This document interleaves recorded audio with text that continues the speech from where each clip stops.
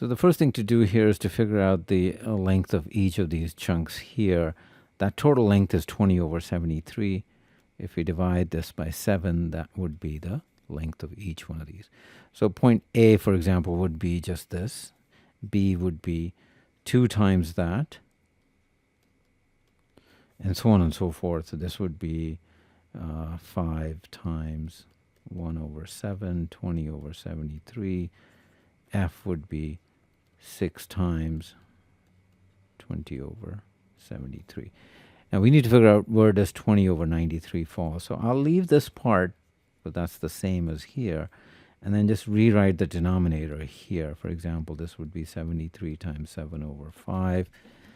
And the reason I'm starting this far is because I kind of know that this is going to be a little bit, this is 1.4. So here our denominator, let me just calculate that, 73 times 1.4. So E really is 20 over 102.2.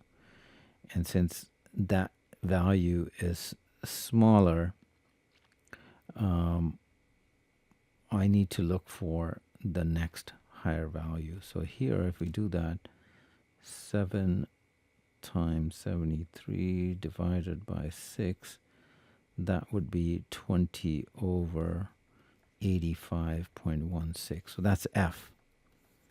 And so we're now expecting 20 over 93 to fall somewhere here. So it has to be between E and F. So the answer is choice C. Now, you can certainly just do everything in decimals as well. You can say, okay, I need 20 over 93. You just compute that. That's 0.215. And then we know 20 over 73 again. So essentially just doing it in decimals is 0.273. Actually, it's 0.274. And then each one of these chunks is that. So that might be also a good way to go about it if you find the fractions confusing. So each increment is about 0.039.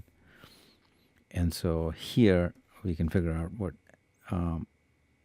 F is, 0.274 minus 0.039. So that would be 0.235. And then I subtract 0.039 again, I get 0.196. And we can see that 20 over 93, which is 0.215, will fall between E and F. So depending on which approach you prefer, just choose one method. The answer is C.